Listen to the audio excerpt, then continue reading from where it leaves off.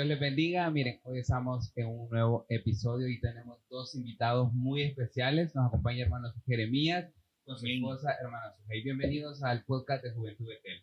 Gracias, Abisaí. Gracias por la invitación. Bueno, para los que no saben o no conocen hermano Jeremías, cuéntenos, ¿quién es usted? Bueno, actualmente somos pastores de la Iglesia Emanuel en Opico. Estamos hablando de la Libertad Centro. Estamos un poquito retirados, la verdad, de aquí, pero estamos contentos de estar por acá. Actualmente también director nacional de Hijos de Pastores aquí en El Salvador. Así que eso podríamos mencionar. Normalmente cuando le preguntan a uno, pues uno normalmente dice eso, pero aparte de eso soy esposo, ¿verdad? Sí. Felizmente casado. Qué bueno, qué bendición. Y muy partícipe de un buen compañerismo. Oh, qué bueno. Nos da mucha alegría tenerlos. Gracias. Sé que han sido un viaje muy cansado. Y pues ayer tuvieron la vigilia de pedazo, me imagino que andan cansados. Pero de verdad, gracias por tomarse el tiempo de venir a grabar con nosotros y compartir un momento. Gracias. Bueno, quizás muchos quieren saber sobre el ministerio de PH. ¿Cómo es ser hijo de un pastor? Bueno, quisiera que mi esposa inicie, que me salude. Sí, bueno, Dios les bendiga. Gracias a Dios yo sí conozco un poquito más Oriente, pues tengo mis raíces por estos lados. ¿Qué es de aquí? Ah, ¿de Oriente? Sí, yo soy de Oriente, de hecho mi familia es de aquí de Morazán, mi familia por parte de mamá. Entonces, yo sí me siento en casa. Tranquila. Él se está muriendo de calor, yo ya vamos un poquito acostumbrado. Pero en mi caso, bueno, yo nací en una familia pastoral. Mi papá ya tiene alrededor de 40 años de ministerio, entonces hay mucho que contar, pero depende de qué perspectivas me hablé. Vivencias buenas, vivencias malas, experiencias buenas, porque uno vive de todo en esto.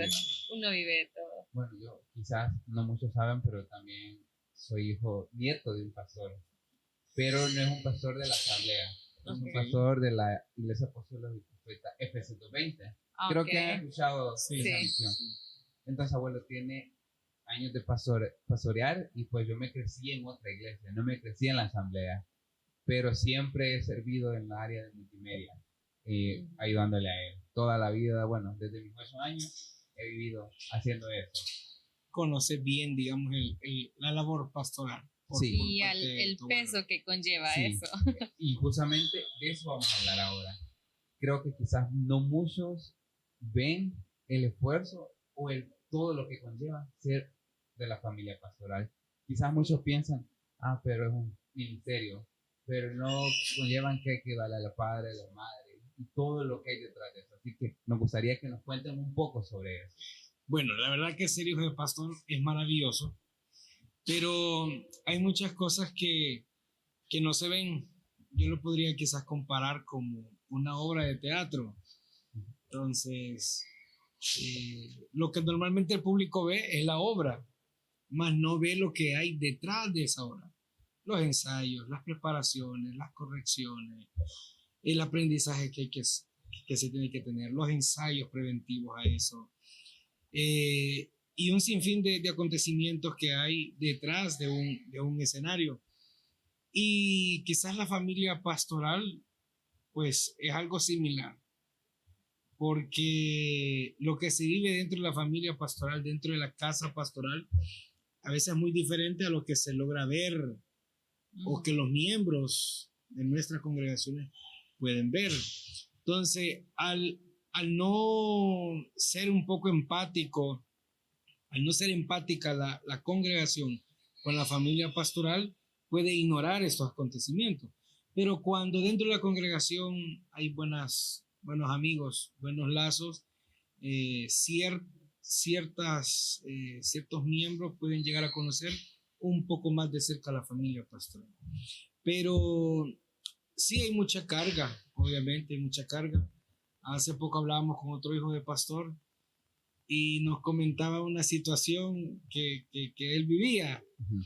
Y él decía que a buena mañana llegaban a buscar al pastor y solo para poner queja, exponer la situación de su familia, de su casa, bueno. Entonces, él todo eso dice que lo escuchaba, va. Y dice que siempre llegaba el mismo hermano, la misma situación. Entonces, a veces el hijo del pastor, sin querer, porque no es nuestra intención, escuchar pláticas, comentarios, no es nuestro interés. Las noticias de la pero iglesia. a veces nos toca porque estamos ahí, estamos en la casa. Sí. Y uno decir, pues es que bien me que va también. Entonces, ahí está. Sí. Entonces, eso pasa siempre. Por ejemplo, las reuniones.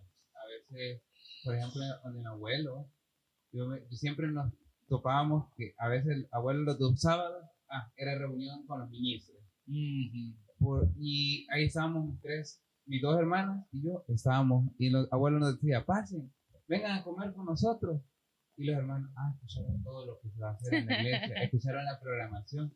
Y mi abuelo, no se preocupen, tan niños, decía, tan jóvenes. Pues así suele suceder. Yo me acuerdo que cuando mi papá tenía las reuniones de diáconos del cuerpo oficial en la iglesia, a mí siempre me ha gustado servir, toda la vida. Creo que vamos a hablar también de ese punto, del servicio. Toda la vida me ha gustado servir. Pero algunas de las cosas que me gustaba por cual servir es que de repente cuando llegábamos con mi mamá y dejábamos el refrigerio y el cuerpo oficial, era como yo lograba como escuchar algunas cositas de lo que estaban hablando, ¿va? Entonces esa curiosidad de qué es liderar, qué es servir, qué es estar al frente, o qué hace mi papá, ¿verdad? Porque a veces es como que normalmente en nuestras iglesias es como que ¿qué hace tu papá? ¿Va? Normalmente cuando uno está pequeño. Sí. Pero en mi caso era distinto. En mi caso, yo nunca escuché ni una reunión, porque sí había, la iglesia estaba a la par de la casa, pero mi papá siempre ha sido como que muy discreto, y sus reuniones nunca las escuchamos, y la gente pensaba que yo no sabía todo, y me decía, y su hey, ¿ya te diste cuenta que van a hacer la cosa? Y ya sabes qué va a tratar, y yo, no sé nada, entonces la gente asumía que uno ya sabía todo lo que pasaba en la iglesia. Pero yo vengo de un papá que sus reuniones siempre fueron muy privadas y sus diáconos muy privados, nunca se sabía nada de lo que pasaba. Es que normalmente hay 2 líneas dentro de la iglesia.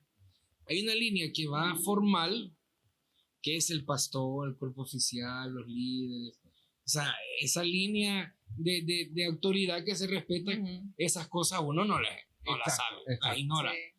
Pero hay otra línea que es como que el informal va.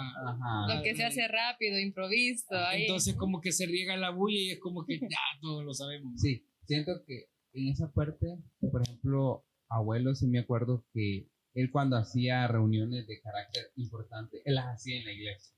Porque decía que allá nadie, ni los familiares de los ministros, nadie los iba a molestar, y entonces ellos se reunían a veces que empezaban 5 de la tarde, 9:30, iba llegando a la casa.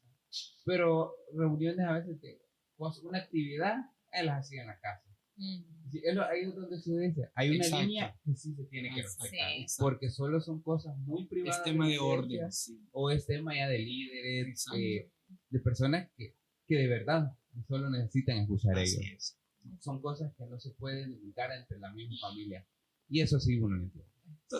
Entonces es parte de la vivencia, ¿va? Parte del peso que uno tiene. Y es lo que dice ella, cuando uno es de la familia pastoral, le preguntan de todas las actividades. Piensa que uno sabe todo. Si uno ya se dio cuenta.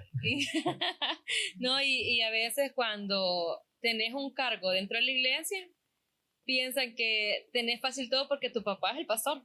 Sí. Y te dicen, anda a decirle tú que a vos te va a hacer caso, a ti no te va a decir que no. Y en mi caso hubo una diferencia. Mi papá me hablaba como papá, pero también como pastor. Entonces yo tenía que agendar con él reunión como pastor. Y entonces, porque teníamos que dividir las 2 líneas, como papás en casa, pero como pastores en la iglesia. Y eso sí es muy importante. Ese es un peso que uno carga, porque normalmente uno quiere a su papá, pero es raro que el pastor cambie y diga, no, estoy como papá. O sea, es raro notar esa distinción, ¿va? Entonces, si el hijo del pastor y el pastor no logran determinar cuándo va a actuar como pastor cuándo van a actuar como padre de familia, si llega a haber una cierta confusión. Sí. Entonces... Me está diciendo que no como papá o como pastor. Exacto. Entonces, esa es una carga, y yo podría decirle casi emocional que vive el hijo del pastor, porque no sabes cuándo te está diciendo papá que no, porque por tu testimonio, porque sos el hijo del pastor, o porque no, porque es tu papá y tenés que hacerme caso, ¿va? Sí. Es parte de la autoridad. Creo que es un peso que realmente nadie lo ve. No, Nadie lo ve. Nadie nota Sí. porque a veces no saben si están tomando decisión como pastor o como Ajá. padre. Y eso es lo que nos pasó. Bueno, nosotros en la iglesia nos pasó muchas veces con mis hermanas, que en el lugar donde nosotros vivimos, toda la gente nos miraba de ejemplo. Y toda la vida, salía. Pero son los nietos de hermano Joaquín. Mi abuelo se llama Joaquín Martínez. En Ok. Ocicala, todo el mundo lo conoce. Pero cuando nosotros íbamos a la escuela o al instituto, siempre decían, él es el nieto del pastor. Y mínima cosita que nosotros nos equivocábamos, y es el nieto del pastor, no le dicen nada. Sí. Entonces siento yo que también es acto de responsabilidad ser de la familia pastoral.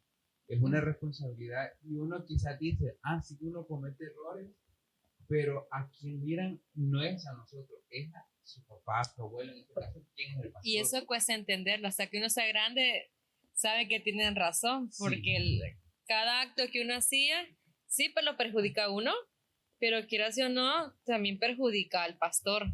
Entonces, porque en mi caso, rara gente sabía mi nombre, pero sí sabía quién era yo.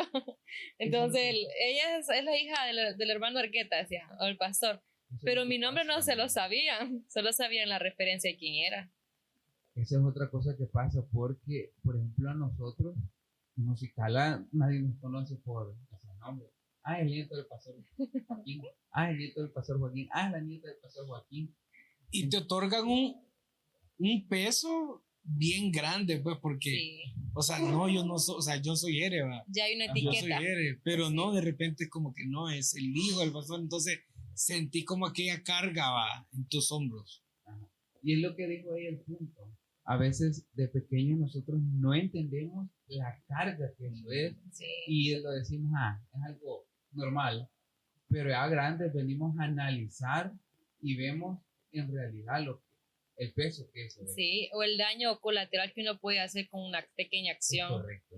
Sí, cuando yo salía de casa, bueno, hasta el día de hoy, incluso mi papá por una llamada, siempre decía, tenga cuidado, recuerde quién es, cuídese, recuerde quién es. Entonces, y yo siempre era como, bueno, ¿quién soy pues? Pero él se refería a que acuérdese que es cristiana. No era tanto como acuérdese que es mi hija, sino que acuérdese que es cristiana. Y esa frase, hasta el día de hoy, cuando yo salgo como, acuérdese quién es, acuérdese quién es. Entonces, cada acción que uno hacía en la escuela, en el instituto, en la universidad, siempre estaba como la vocecita atrás, acuérdese quién es, acuérdese quién es. Entonces, yo llegué al punto de analizar como mi acción es bien, ¿le benefician o lo perjudican? Entonces, pero uno no analiza que el primer dañado es uno. Es uno, que no es tanto, bueno, sí dañamos quizá el ministerio de nuestros padres con nuestras acciones, pero el primer dañado soy yo con mis acciones, y ese peso no lo analizamos hasta que ya estamos en algún problema. Sí, cuando no logras distinguir que no eres por quien te nombran, sino que eres por quien dice Dios que yo soy. Entonces, cuando uno se llega a dar cuenta, yo soy hijo de Dios también, o sea, sí soy hijo de pastor, sí que hay una responsabilidad, hay un testimonio que guardar, pero cuando notas que primero sos hijo de Dios, o sea, lo demás fluye por su propia cuenta, el obedecer a Dios, en obedecer sus mandamientos. Entonces, hay que lograr quizás distinguir esas ambas cosas. Creo que a veces nosotros decimos, lo vamos a hacer por nuestro padre o por nuestro familiar, pero el punto que se tocó es muy importante. Lo tenemos que hacer porque somos hijos de Dios, no por el peso de quién es nuestra familia o nuestro padre. Y ese es un punto que quizás nadie lo diferencia, sino que las personas solo ven, es hijo del pastor tal, es hijo del pastor tal, es familia del pastor tal. Pero a veces nuestras acciones también hablan mucho que ver, y no podemos dejar mal quizás a nuestros padres, pero en realidad nuestra comunión con Dios se está perdiendo. Y es Así que llegas es. a un punto donde el hecho de ser hijo de pastor o nieto de pastor, cuando tú tomas la decisión de servir, la etiqueta de ser hijo de pastor o nieto de pastor, o te anima o te frustra en tu servicio, cualquiera de las dos, o te anima o te frustra. Llega un punto donde tú decidís qué voy a hacer porque soy en esto, porque uno no elige nacer en esto. Uno vive quejándose, bueno, el pastor es mi papá, no soy yo. Y llega un punto en donde esa frase es bien dicha por casi todos los pastor. El pastor es mi papá, no soy yo. Entonces, la decisión de servir con esa etiqueta o puede ser de bendición para tu vida o puede ser de frustración. Porque si la tomas del lado bendición, vos sabes que un hijo pastor está metido en todo. Nadie le va a decir nada porque es el hijo pastor. O sea, yo puedo estar en exploradores, en Castillo, en esto, en lo otro, en eso, porque soy el hijo pastor, yo tengo puerta abierta. Y si tú analizas todos los hijos pastor, nietos de pastor, hasta son músicos, casi todos. Entonces, o te beneficia, o te alienta, o te frustra. Pero porque haces algo y dices, pero acuérdate de quién sos hijo. Pero acuérdate que tu papá hace esto. No, porque tu papá vos te da todo. No, pero tu papá vos nunca te regaña. Entonces, etiqueta o te termina frustrando o te termina bendiciendo. Cualquiera de las dos. Sí. Y creo que a todos hemos pasado en algún punto de nuestra vida al decir, ya no puedo con eso. Ya no quiero. Porque a nosotros, bueno, a mis hermanas, también nos pasó que en la iglesia nos miraban mucho porque a veces abuelo era de las personas que nunca nos involucraba en actividades de la iglesia. Okay. O sea, él siempre decía, denle privilegio, pero de cantar a mis hermanas. Yo siempre he estado en el privilegio de multimedia. Okay. Desde los 8 años, abuelo tenía un programa de televisión. Bueno, en aquel tiempo, que tener programa era lo más top. Tecnología. Ahora pues ya son las redes, ya es como televisión, ya casi nadie. Entonces abuelo empezó con un programa y bien recuerdo el día que él no tenía quien le transmitiera. Yo le dije, abuelo, ¿qué? Yo lo hago. Le digo, ¿cómo? Pues no sé, pero yo lo hago. Le dije. Y ahí fue donde él empezó a decir, vaya, está bien. Ahí fue donde yo empecé a servir. Okay. O sea, creo que en ese aspecto se agradezco a mis padres y a mi abuelo porque toda la vida me he crecido en un hogar cristiano. Sí. Creo que ha sido de bendición. Y lo que dice ella, de servir. O sea, he servido siempre. Y cuando me cambié de iglesia, hoy lo consultamos con mi abuelo, lo consultamos con los pastores acá. Gracias a Dios, abuelo estuvo de acuerdo.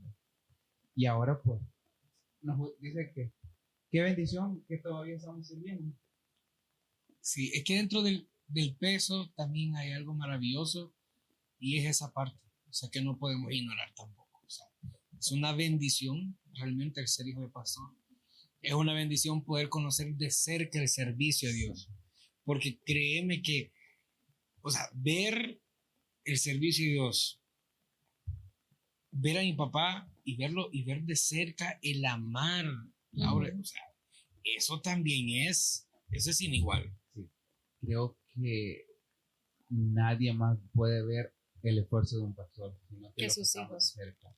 Exacto. Y por eso es que uno le agarra un enojo tan profundo cuando alguien lo critica. Ajá, correcto.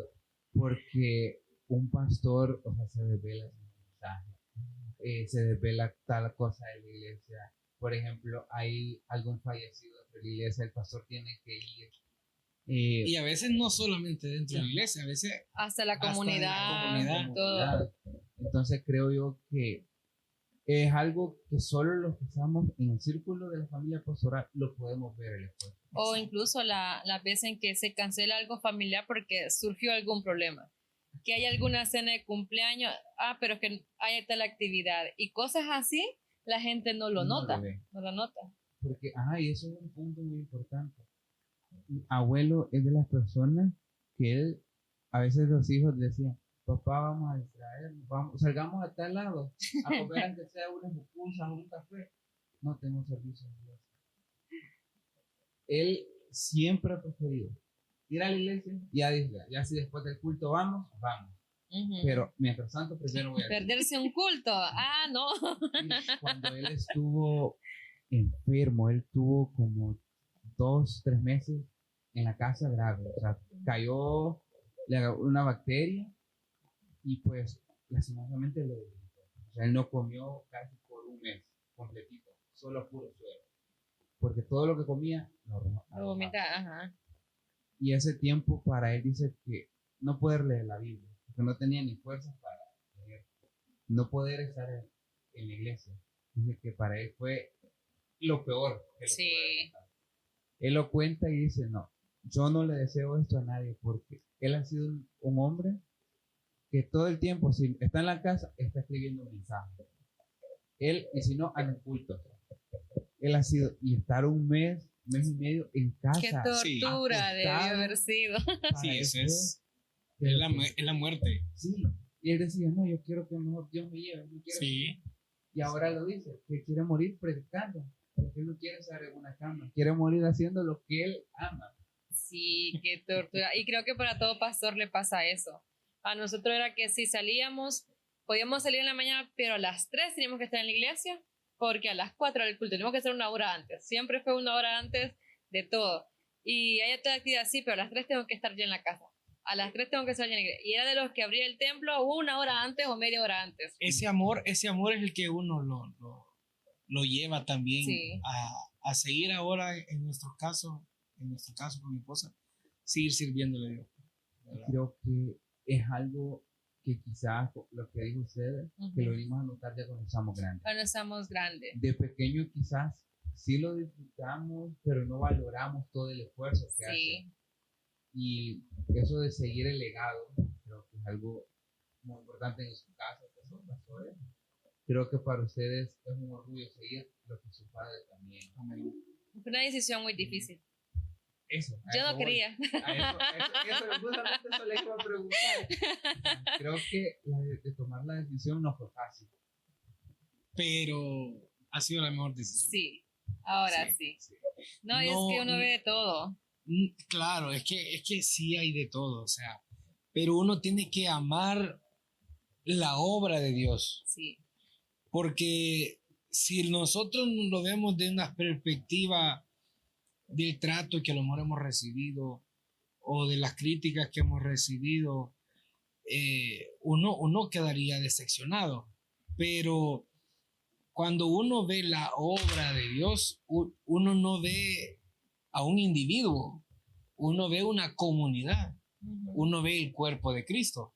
Entonces uno llega a aprender a amar la obra de Dios y a conocer a cada miembro con sus características, virtudes y defectos, pero que eso es parte de ser hijos de Dios, de ser humanos, pero cuando tú amas la obra de Dios, y que es de eso que uno se debe de enamorar, sí. de la obra de Dios, es cuando ya uno nace el deseo de servir y decir, sí, Señor, deseo servirte, porque déjame decirte que todas las carreras universitarias, los trabajos, todos es para darle un servicio al hombre, al ser humano, todo. Entonces, indirectamente vas a tener que tratar con personas, cualquier trabajo que sea, vas a tener que tratar con un ser humano. Entonces, siempre va a haber discusiones, siempre van a haber roces, pero qué lindo saber que cuando tú amas, en este caso la obra del Señor, tú te enfocas en Cristo, pues,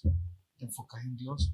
Y ese es el mayor anhelo de todo pastor, servirle a Dios, amando su obra y pastoreando, porque cuando la palabra de Dios encontramos que Jesús después se le presenta a Pedro, cuando Pedro estaba en la barca, después que Jesús ha resucitado y se le vuelve a presentar, el Señor le deja bien claro a Pedro que él no debe de pastorear las ovejas porque las ovejas son buenas.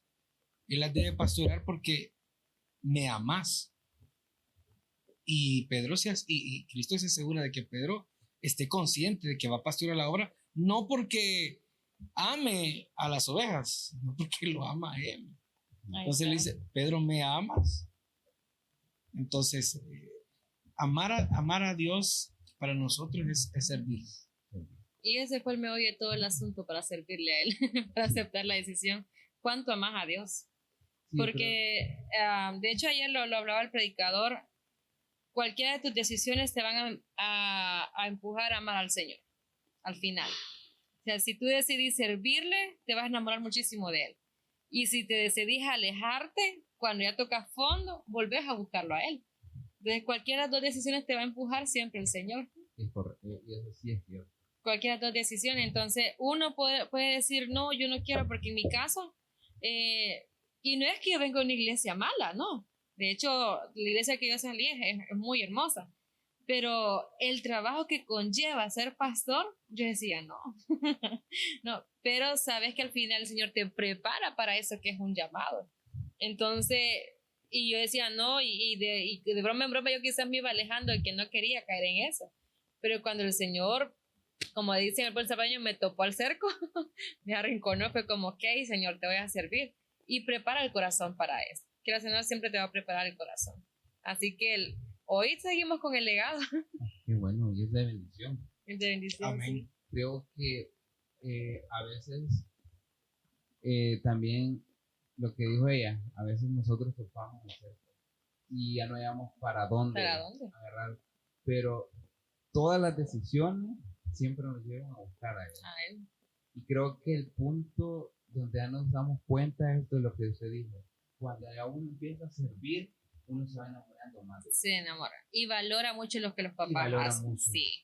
Quizás como jóvenes, porque creo que cuando somos jóvenes siempre cometemos errores. Y quizás son errores que a la larga los entendemos y decimos, no, yo fallé en esto, te fallé en esto. Pero al momento, en nuestra juventud, no les notamos lo grave que es el error. Y quizás lo seguimos cometiendo porque para nosotros no es grave, pero ante Dios sí es grave. Sí. O otra cosa que también escuché en un campamento es sobre las amistades. Que uno tiene que elegir bien las amistades. Sí. Porque hay amistades que le llevan a la perdición y amistades que lo Que te incluyen acercan, más sí. a Dios o lo llevan más a Dios. Y creo que, por ejemplo, los PH en las universidades creo que se tocan con todo eso. Sí. Desde antes. O sea, desde mucho antes hay amistades que dicen, este sigo de pastor, lo voy a empezar a sacar. Voy a que se junte conmigo, yo voy a empezar a enseñar todo esto, todo lo malo. No sé cómo ustedes lidiaron con eso. Me imagino que sí tuvieron que pasar por Sí, eso. claro, como a todos. Creo que, bueno, cuando llegué a la universidad, pues es otro mundo. O sea, yo venía de un hogar donde de la casa a la escuela, de la escuela a la casa, de la casa al instituto, del instituto a la casa. Si yo iba a hacer tareas en grupo, el grupo tenía que venir a la casa. Okay. O sea, todos mis compañeros conocen mi casa, desde que iba al colegio, luego al instituto, todos conocen mi casa, porque es que mamá así era, que mejor vengan aquí, no importa si yo les tengo que dar de comer, no importa si yo les tengo que dar aquí refrigerio, aquí en la casa. Entonces, yo no conocía o sea, el exterior para mí era un poco desconocido. Entonces, cuando yo fui a San Salvador a estudiar, a mí incluso me tuvieron que enseñar las rutas para ir a la universidad, para saber cómo llegar. Cuando yo llego a la universidad y encuentro a compañeros, empiezo a relacionarme, como tú decís, con personas que de repente te empiezan a inducir a cosas que tú desconocías. Entonces, cuando ves esa situación, ese mundo, solo hay dos opciones. Te alejas y cedes, ¿verdad? Ajá. O te pones al lado de ellos, va. Sí. Entonces, yo tomé una decisión y fue que yo dije, no, yo tengo que darme a conocer aquí que soy hijo de pastor. Si yo no doy a conocer que soy hijo de pastor, yo voy a ser una presa fácil. Entonces yo tuve que dar a conocer, aunque yo sabía que eso me iba a traer muchas repercusiones. Sí, porque, o sea, desde chiquito te señalan de que soy el hijo del pastor y como soy el hijo del pastor te comes los diezmos de que te dan. O sea, desde chiquito. Y llegar a la universidad y decir que sos pastor con ese mismo concepto, o sea, vos sabés que eso es una lucha. Pero yo tuve que ser consciente y cada vez, porque en la universidad en los primeros años siempre te hacen que te presentes, que digas tu nombre y todo eso. Si yo daba mi nombre, Y como mi nombre es con G, entonces había algo que me diferenciaba entre los demás y era como Jeremías con G y que es el hijo del pastor. Entonces era fácil de reconocer quién era el hijo del pastor. Entonces yo me presentaba como hijo del pastor. Claro, habían catedráticos que me hacían leña, va. Me imagino. Desde dando su materia, compañeros igual, pero yo quise poner en alto el nombre de Dios y quise dar otra imagen, porque a veces sí sabemos que a veces no damos buena imagen como hijos de pastores, Correcto. ni como creyentes, hay que darlo a entender, o sea, no damos buena imagen. Hay bajas. Claro, Todo el tiempo. Entonces eso siempre afecta, pero yo quise decir, no, yo quiero ser diferente. Entonces quise dar una mejor, una nueva, una buena imagen de qué es ser un hijo de Dios, qué es ser un hijo de pastor. Entonces, es una lucha. No sé si mi esposa habrá vivido algo similar, pero... Mi lucha fue en bachillerato, porque bueno, yo estudié en un nacional, entonces, y el de la ciudad era el más grande, el famoso y más que reciente estaba lo de las pandillas y todo eso. Entonces, yo sí ni cebulla que dije pastor.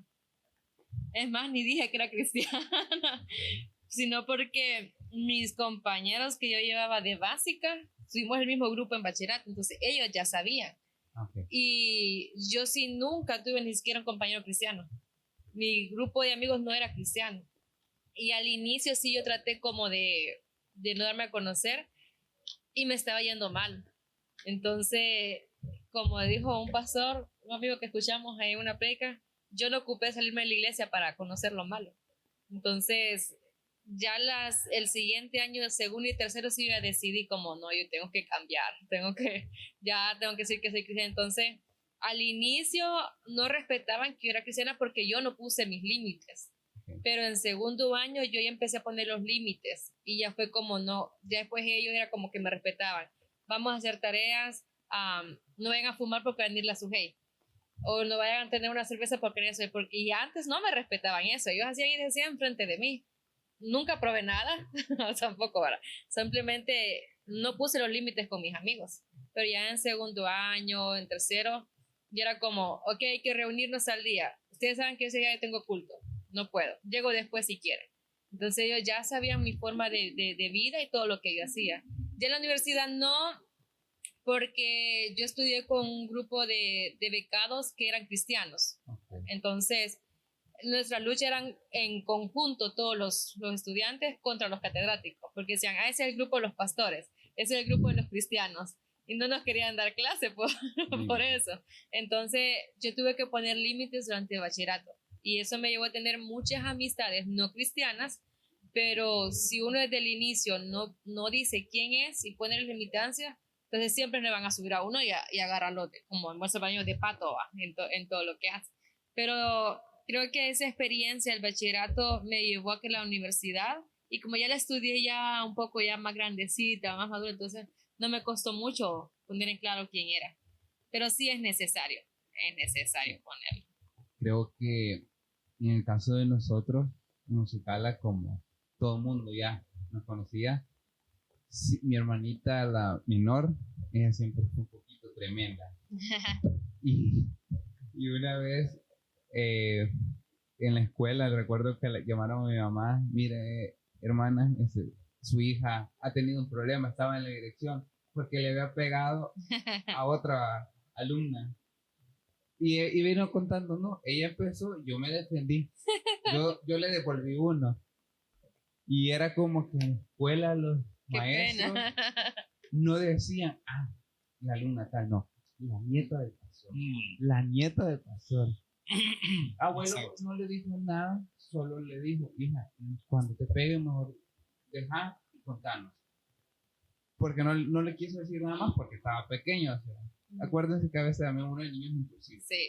Entonces ella ya después, ella fue analizando más. Y mejor les decía, no quiero pelear. O le iba a contar a una profesora. En la institución donde estudiamos había una profesora que se congregaba donde el abuelo. Entonces siempre acudíamos a el niño que nosotros. Entonces creo yo que siempre, en cualquiera, siempre tenemos o pasamos por grupitos de amigos. En mi caso, también pasé por grupos de amigos que a veces íbamos a hacer tareas en la universidad. Ellos ya sabían que yo era cristiano, pero siempre ponían las limitantes. Ellos decían, no, no podemos hacer esto aquí, lo hacemos después. Que no vaya fulano, ¿sí? Que no vaya fulano. Porque en esa parte hay unos que respetan, pero hay otros que no. Hay otros que para ellos es, simplemente les da igual. Y en la universidad yo recuerdo que también yo traté como de alejarme de la iglesia. Al inicio fue como que elegí mal mis amistades y esas amistades me estaban alejando de Dios. Pero llegué a un punto que yo dije, no, si esas amistades me están alejando, porque yo llegué a un punto que ya no quería servirlo. O sea, ya tenía el ministerio, pero ya no quería hacerlo.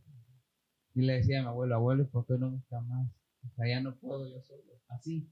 Aunque yo sabía que yo amaba lo que hacía porque me gustaba. O sea, me sigue gustando hasta la fecha. Y ahí fue donde yo fui recapacitando y dije, no, me voy saliendo. Ya no me están tocando. Va a llegar un punto que ya no me va a gustar. Entonces ahí fue donde yo dije, no, tengo que volver a hacerlo. Tengo que volver a acercarme más a él y elegir bien con quién me voy a juntar.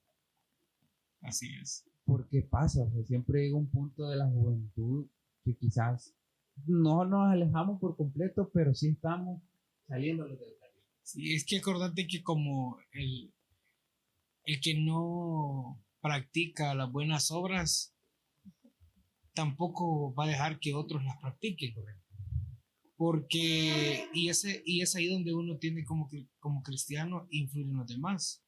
Porque el ser cristiano no es aburrido. No. Pero el mundo te lo hace ver aburrido porque ellos te dicen, ay, qué aburrido, solo vas a culto, pero es como que ellos te lo están diciendo, pero en realidad, cuando tú lo vives desde adentro y ves esta perspectiva de un hijo de Dios, tú no ves esto como aburrido, o sea, este es tu mundo, esta es la verdad. O sea, cuando tú entras en sí, decís, como cuando el hijo pródigo se dio cuenta, o sea, llegó un momento de iluminación en su cerebro, me imagino que sus neuronas chocaron ahí, digo, o sea, ¿qué estoy haciendo aquí, va? Si en la casa de mi papá hay tantas muradas, los siervos comen mejor de lo que yo estoy comiendo aquí, o sea, él entró en sí, se dio cuenta de la realidad. Entonces, cuando tú notas una realidad, llega un punto de, como tú decís, en el lapso de nuestro crecimiento, llega un punto donde vos decís, sí, que esta es la realidad. O sea, esta es la única verdad. Entonces, esto es lo que yo disfruto hacer. Para esto fui creado. Entonces, cuando das a conocer esto, tú le das vuelta a la moneda y decís, no, el que se está destruyendo es aquel. El que está en malos caminos es aquel. El que le va a ir mal es aquel. Entonces, ya la cosa cambia, pero es porque Dios, de una u otra manera, ha iluminado nuestra mente, su espíritu nos guía y nos da ese paso. Y es el deseo de que como en el caso mío como director nacional de hijos de pastores, mi deseo es que cada hijo de pastor tenga ese tiempo de iluminación en su mente, en su corazón, donde pueda entender cuál es la posición que Dios le ha puesto, en dónde está, en el tiempo, el propósito por el cual el Señor lo ha llamado. Aunque tengamos amigos, porque yo en la universidad, yo te voy a ser honesto, yo no tenía amigos cristianos. Siempre fui rodeado de compañeros que no eran creyentes, pero de una u otra manera yo trataba de influenciar en ellos, hablarles de Cristo, orar con ellos. Hacíamos alguna actividad, les decía yo, podemos orar, podemos iniciar una oración, podemos hacer. Entonces, los límites los tiene que poner uno. Exactamente. A veces quizás uno no los pone y es donde no se dan a respetar. Pero ya llega un tiempo que usted dice, no tengo que poner mis límites, si no, no voy a hacer. Por miedo a no tener amigos. Por miedo a no tener amigos. Pero el detalle está que si tú no pones límites, corres el riesgo de jugar una doble vida. Que es lo que la mayoría de los hijos de pastores pasa. Que quieren estar bien con los de fuera, pero también queremos estar bien con los de la iglesia. Y a la hora de tomar una decisión, ¿hacia dónde se inclina más tu corazón? Entonces llega un punto donde vos tenés que reaccionar y decir, ok, ¿qué es lo que voy a hacer? ¿Qué gano estando allá afuera y qué gano quedándome aquí? Entonces la mayoría corren el riesgo porque casi a todos nos pasó. A todos hijos de pastor nos pasó que estábamos en la iglesia sirviendo, pero pensando en que también quería disfrutarlo de allá afuera. Entonces se corre ese peligro de jugar una doble vida.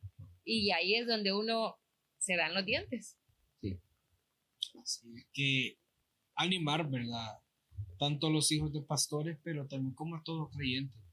De hecho, hasta donde el podcast vaya a llegar, ¿verdad?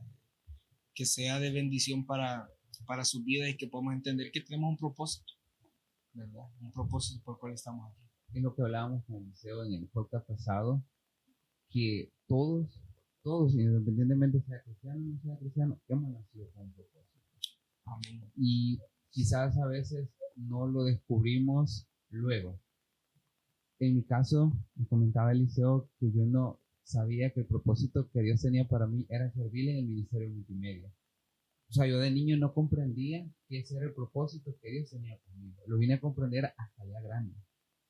Y creo que nunca es tarde para descubrir el propósito. A veces Dios te da un ministerio, y es lo que decía Eliseo, aunque sea de la red, pero es un propósito de Dios. Está sirviendo en su iglesia, en su casa. A todos Dios nos ha dado dones, talentos, ministerios, y hay que cultivarlos. Hay que cada día ocuparnos en lo que el Señor nos ha dado y quizás traer a memoria también la palabra de Dios, donde el tema de los talentos, porque el que cultiva los talentos siempre los va a multiplicar, porque cuando tú te ocupas de lo que el Señor te ha dado, te perfeccionas. Si el hijo del pastor se da cuenta de que el don que Dios le ha dado y lo pone en práctica, lo empieza por obra, se le van a multiplicar, van a venir más dones. Y por eso ves a muchos hijos de pastores con muchas capacidades. Haciendo de todo. Pero también puedes ver hijos de pastores donde quizás a veces no encajan o no se sienten. No hacen nada, ¿sí? Ajá, pero es por lo mismo, porque han escondido el talento, y cuando tú escondes el talento, lo único que tú tienes, eso se te va a ser quitado. Entonces, es necesario poner por obra los dones, la inteligencia que Dios nos ha dado. El tuyo fue multimedia. Sí, gracias a Dios, sigo sirviendo. Y lo voy a hacer. Gloria a Dios. Hasta Dios permita. Gloria a Dios. Y yo siempre algo que yo tengo, y siempre se lo digo a muchos jóvenes, por ejemplo, en la iglesia donde mi abuelo, yo dejé unas personas, un niño que siempre estaba ahí conmigo, él le dijo, cuando yo no sé, vos vas a quedar. No creo, porque empezó casi de la edad mía. Y ahora él es el líder del ministerio de multimedia en la iglesia y ya tiene a 2 más. Entonces le digo, a veces nosotros decimos, no, pero no queremos enseñar porque nos envidiamos. Exacto. Pero no tenemos que hacer. Al final Dios te dio un talento y ese talento es para que vos puedas enseñar a muchas personas. Ahí el Señor cumplió la palabra de Dios en tu vida porque multiplicaste. O sea, tu don ya no es solamente uno, o sea, ahora hay 2. Y ahora esa persona que está sigue y así va a ir una persona. Exacto. Al final es un don que Dios da y hay que compartirlo con otras personas. Ya para finalizar, me gustaría que den algún consejo a todos los hijos de pastores o un consejo en general para los jóvenes. Bueno, quizás sería un consejo en general, ¿verdad? Un consejo en general y decirles que si usted nació o no nació en una familia cristiana, haya nacido o no haya nacido en una casa pastoral, una familia pastoral, si usted haya nacido o no nacido en una casa de un líder, déjeme decirle que es hijo de Dios. Y al ser hijo de Dios, usted adquiere una genética diferente a los de todos. El Señor nos llama hijos de Dios y herederos de su reino. Somos llamados a vivir conforme al reino de nuestro Señor Jesucristo. El deseo de Cristo en cada uno de nosotros es cumplir sus valores, sus normas, su misión, su visión. Y entienda que aunque estamos en este mundo, la Biblia dice que no somos de este mundo. Así que aunque estemos en este mundo, podemos vivir bajo el reino de Dios. Y el deseo de Cristo es que vivamos en el reino de Dios a pesar de que estamos en este mundo. ¿Cómo? Viviendo en el Espíritu, andando en el Espíritu, compartiendo los dones que el Señor nos ha dado, los valores, el tener paz, la bondad, la misericordia, la felicidad, la entrega, la pasión, la compasión. Todos esos son valores que son de parte de Dios y podemos compartir los demás, amándolos, sirviéndoles y así vivimos en este reino. Así que, y si hay un hijo de pastor, pues le animo a que siga adelante, siga los buenos ejemplos, ¿verdad? En su congregación o de sus padres, siga los buenos ejemplos. Es probable que encuentre malos ejemplos, pero el Señor dice que necesitamos examinarlo todo, retener lo bueno y desechar lo malo. Así que esas son mis palabras de mi esposa también. Ya dijiste bastante. No, yo solo quiero recordarles que hay muchos que quizás están con la encrucijada de que, ¿y a mí para qué me llamo el Señor? ¿O cuál es lo que yo tengo que hacer? Mateo dice bien claro en el capítulo 28, por tanto, di a ser discípulo a todas las naciones. Y esa no es una orden para ni los misioneros ni los pastores, es para todos. Entonces, si desde el momento que tú conoces a Cristo, ese es tu ministerio. Compartir con las almas, traer almas para el reino. Entonces, la diferencia es que muchos lo hacemos de diferentes formas. Hay unos que lo hacen como maestros de Biblia, escuelita bíblica, otros lo hacen con jóvenes, con música, con todo. De diferentes formas que el Señor nos haya dado dones, siempre el mismo objetivo es ser alma y hacer discípulos. Tú dejaste un discípulo allá en la iglesia con multimedia, y esa es tu forma en que lo haces y a través de la multimedia. Entonces, todos tenemos el mismo llamado, pero con diferentes formas de hacerlo.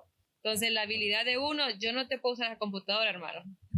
No puedo, pero tengo quizás otras habilidades para hacerlo. Entonces, yo estoy aquí nerviosa porque no me gusta la cámara, pero hay alguien que se siente... Pero está bien. Pero hay gente que se siente muy cómodo frente a una cámara. Entonces, la habilidad que el Señor te dé, utilizarlo. Y la palabra también dice, todo hacerlo para el Señor, como para Dios y no para los hombres. Por muy sencillo que uno parezca un privilegio, y de verdad que privilegios no hay grandes ni pequeños en la obra del Señor. No hay grandes ni pequeños.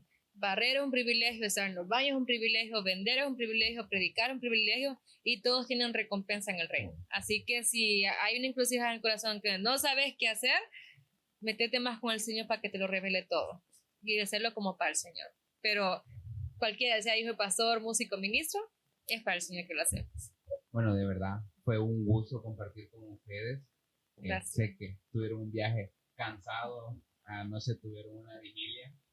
Y pues, de verdad, de parte de Juventud Betel, les agradecemos por estar aquí. Gracias por darnos a conocer más sobre una familia pastoral. Quizás muchos jóvenes no tenían idea cuál era todo lo que hay detrás de una familia pastoral. Y pues, fue un gusto compartir con ustedes.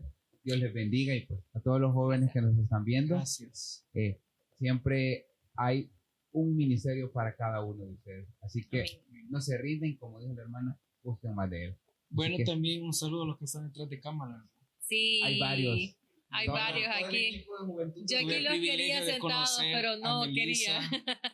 Michelle, Eliseo, Isaí. y también Isaí. Adilman. Ahí está. Muchas gracias a todos. De verdad, que Dios les bendiga y les prospere ese ministerio grandemente. Amén. Así que eso ha sido todo del podcast de hoy. Nos vemos a la próxima. Que Dios les bendiga.